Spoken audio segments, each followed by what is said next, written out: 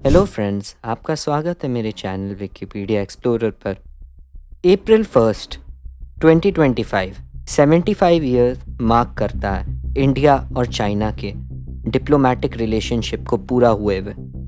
ये रिलेशन ना कि बस एशिया बट पूरी दुनिया की सबसे one of the most important और प्रोमिनेंट रिलेशन है। पिछले 75 ईयर्स में इस रिलेशन में बहुत से उतार चढ़ाव आए, बट हिस्टोरिकली देखा जाए तो 1950 में माओ जेडोंग और नेहरू जी ने इसकी फॉर्मल शुरुआत की थी। इंडिया पहली नॉन सोशलिस्ट कंट्री थी जिसने चाइना के साथ रिलेशंस बनाए थे। सब कुछ अच्छा ही चल रहा था, बट साल 1962 इंडिया चाइना वॉर। इस वॉर के कारण इंडिया और चाइना के रिलेशंस बिल्कुल डिसरप्ट हो गए, ख़त्म हो गए। फिर कुछ साल तक रिलेशनशिप बिल्कुल हॉल्ट पे आ गया और कोई डिप्लोमेटिक टाइज इस्टेब्लिश नहीं हुए अनटिल 1988, जब Rajiv Gandhi former prime minister of India China visit करते हैं एक डिप्लोमेटिक ट्रिप पे और ये रिलेशन फिर से रिज्यूम होता है। 2013 में मोदी ने होम टाउन डिप्लोमेसी और 2 इनफॉर्मल मीटिंग्स के थ्रू रैपिड डेवलपमेंट इंडिया और चाइना के बीच रिलेशनशिप में प्रोपेल किया। अक्टूबर 2024 में कजान में टाइज और स्ट्रेंथन हुआ। हिस्टोरिकली भी देखा जाए तो इंडिया और चाइना हमेशा बहुत इंटरकनेक्टेड रहे हैं।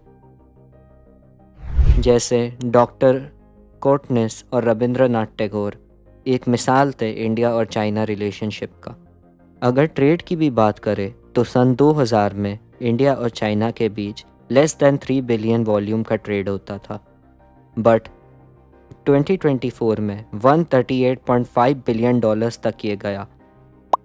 कल्चर, एजुकेशन, टूरिज्म जैसे फील्ड्स दोनों के साथ में डेवलप हुए। जैसे अभी हाल ही में कैलाश मानसरोवर यात्रा को फिर से रिज्यूम किया गया after 2020 Galwan skirmishes. According to Xi Feihong, जो चाइनीज़ एम्बेसडर है इंडिया को, उन्होंने कहा जो भी रीजनल डिस्प्यूट्स है वो आपसी बातचीत से सॉल्व हो सकता है। कजान 2024 समिट में मोदी जी ने बोला था कि 2 पड़ोसियों के बीच में आपसी इंटरनल डिस्प्यूट्स तो होते ही रहते हैं, बट ये डिस्प्यूट को एस्केलेट करके वॉर में तब्दील ना किया जाए। उनके अकॉर्डिंग जो बॉर्डर डिस्प्यूट्स है उनको डायलॉग से शांति से बैठ के सॉल्व किया जाए। चीन के राष्ट्रपति शी जिनपिंग भी कुछ ऐसा ही सोचते हैं। उन्होंने कहा कि अगर इंडिया और चाइना एक होकर बोले वर्ल्ड स्टेज पर तो पूरी दुनिया सुनेगी। हिस्टोरिकली 50% ऑफ जीडीपी मिलकर ये दोनों देश बनाते थे, तो इनका कल्चरल इम्पैक्ट और मॉनेटरी इम्पैक्ट बहुत ज़्यादा था। मॉडर्न इंडिया और चाइना दोनों एडवोकेट करते हैं 5 प्रिंसिपल्स ऑफ पीसफुल कोएग्जिस्टेंस और यूनिटी ऑफ एशियन और अफ्रीकन देश में। दोनों ब्रिक्स, एससीओ, G20 जो कि डेवलपिंग देशों के राइट्स के लिए एडवोकेट करती है। इसी साल कैलाश मानसरोवर यात्रा को भी रिज्यूम किया गया था। इसके कारण चाइनीज़ एम्बेसी और कॉन्सुलेट जनरल ने रिपोर्ट किया 70,000 से ज़्यादा वीज़ाज इंडियंस को इशू हुए। ये साइन है कि इंडिया और चाइना के रिलेशंस अब सुधर रहे हैं। According to diplomats of both countries, दोनों को पार्टनर्स बन के डेवलप करना चाहिए रादर दैन राइवल्स।